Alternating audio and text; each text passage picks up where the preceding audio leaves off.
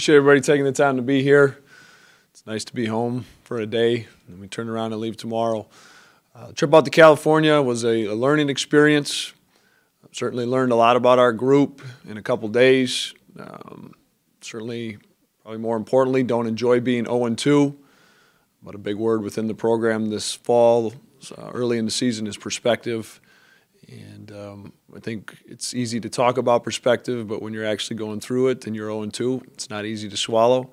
That being said, very encouraged with some things that we saw and very excited to continue the process. And it's a difficult process. Again, like I said, we get home yesterday at 6:30, turn around, practice today, have a quick practice tomorrow morning. We're back in the air and playing a really, really good Missouri State team at their place come Friday night. So I'll be happy to take any questions.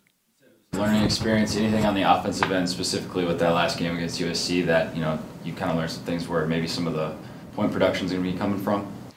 I certainly know where you're going with that one, Joe. It's early in the season, very encouraged with some things that we saw from Cameron and a lot of our young guys too, but I don't want to base anything off of just a couple of games, a couple of swings here. Appreciated Cam's fearlessness, some of those things that we saw. Saw some things both nights where we were at 1 point per possession on Saturday afternoon and had some great looks. We had too many turnovers the other night. So again, I think our biggest challenge is to continue to progress defensively.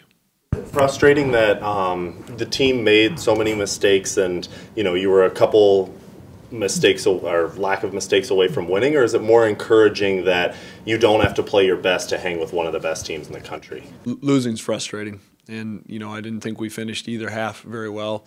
Both halves, I think. I know for sure in the first half we had a 10-point lead.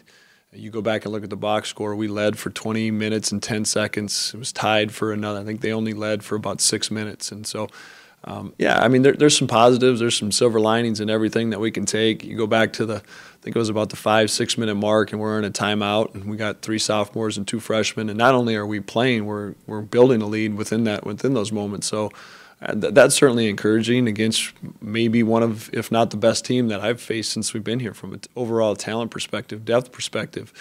But at the very end of the day, we're in this to win games, and we didn't get it done. How do you work on turnovers?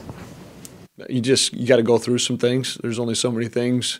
No offense to Jake Mertens and Jordan Meidinger as true freshmen here, but they don't simulate what Boatwright does, who's going to be in the NBA next year, and Jordan McLaughlin, a point guard, who's on the Naismith watch. So, you just got to go through some of those experiences. And so we talk about bring on the competition for a lot of reasons. And this is far and away the most challenging schedule since I've been the head coach that we put together.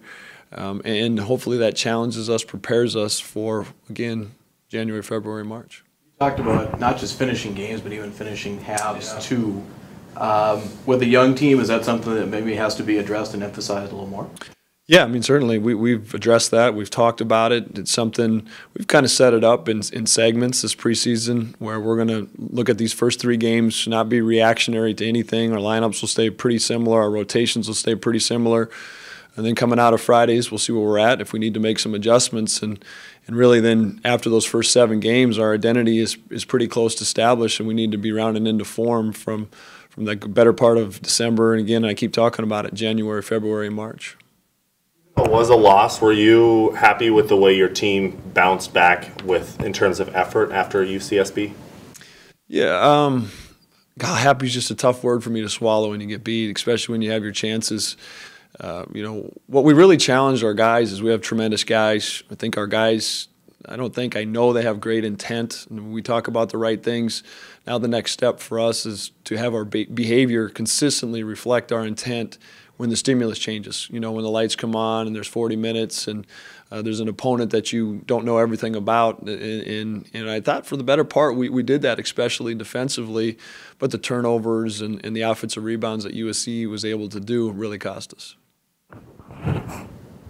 What's the mood of the team as you guys prepare for Missouri State now? You say happy is a hard word right now. Are you seeing the same thing reflected from your guys? Are they focused? Yeah, there's a couple guys that need to pick their head up, I'll be honest with you. But probably the overall group, they're a young group, they're a resilient group. They are who we've tried to build it, is a group that doesn't expect losing as an option. Listening to Cam do an interview out there, I thought it was spot on. You know, they kind of a little bit the same questions that I'm getting here. Oh, you get encouraged. And, you know, Cam just said, you know, we're not bred like that here. You know, we're bred here to compete and go out and fight and win games. And we didn't get it done. But at the same time, you know, they bounce back, and there's some smiles and all that. And that's my job. It's a fine line, too, to maintain that confidence and learn from things, but also in the other sense, maintain the edge that we needed to grow, because especially again Friday night and good opponents are coming left and right. It's not just going to happen. You know, we have to go and make it happen, and we will. Like hearing that from a freshman on a national stage after a career day where he's still, you know, this isn't where we want to be. It's great, but it's not really surprising. I think everything goes back to recruiting, and we knew what we were getting from Cam. Cam's got great bloodlines, you know, with his dad being a talented player at Kansas, and you as a coach sometimes you're talking a lot, you're wondering what they're picking up on, but it's encouraging to hear those things too, because it was real quiet in the locker room afterwards, and you know, it felt like we blew a great opportunity.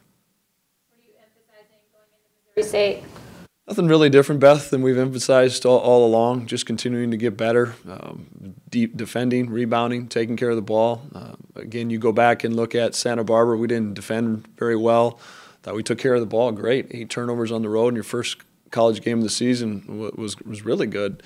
And you turn around against USC and you hold a team to almost exactly, I think, 1 point per possession, which is pretty good. But then the turnovers and rebounds get away from you. So, again, just trying to maintain that consistency from top to bottom, from start to finish. How's Dangu progressing defensively, you know, in your eyes, and where he's at now with his, third year in the program? Yeah, I mean, that was always the step. He would show those signs offensively, especially in space.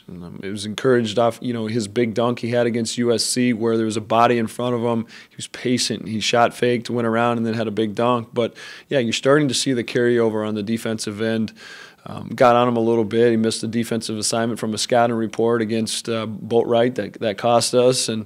But Dang's hungry. Dang's exciting to work with, and like all of our guys, wants to be great. And we got to continue to help them so that behavior reflects that. When the 40 minutes of lights come on. 28 points out of your starters against USC. How are you challenging them this week to step up? That's one of the things that this group has is the versatility and depth. And so whether our points come from our starters, whether they come from our bench, we're a team. We're not 5 starters and we're not 5 bench guys. We're North Dakota State University men's basketball.